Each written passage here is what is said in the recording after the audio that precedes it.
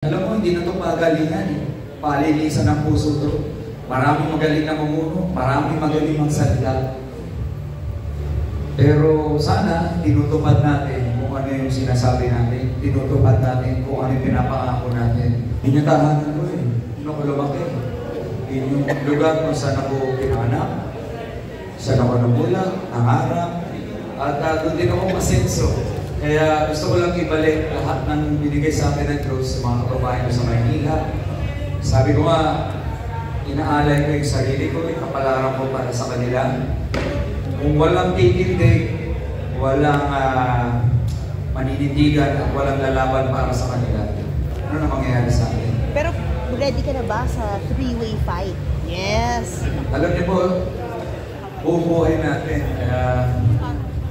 Mahirap ang pinagdaanan natin sa wala bata ako. Simula kami sa wala, hanggang nung nagnegosyo ko, hindi ka lalaki, mahirap yan. Hanggang kapag na ako, laging hindi posible. Kaya ako, lumaki po ako na gusto kong improve lagi yung sarili ko. With hard work, with prayers, consistency, determination. Wala naman imposible. Walang imposible sa mundong to, basta pure ang inyong intensyon. Gusto mong tumulong, gusto mong maging tulay para maihatid ang mga ganitong klaseng servisyo sa tao. Walang imposible. Pero if ever natatakbo si Isko, ano kaya mensahe mo sa kanila? Laban lang. Daligan na lang natin lahat. Ibigay natin yung para sa tao. Itulong natin, maging totoo tayo.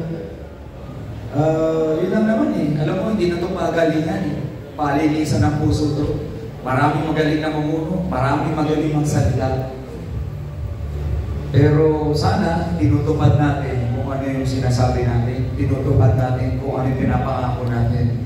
Gaya ng ginagawa po natin ngayon, tinupad po natin yung pangako natin na itutulong natin lahat sa mga kababayan.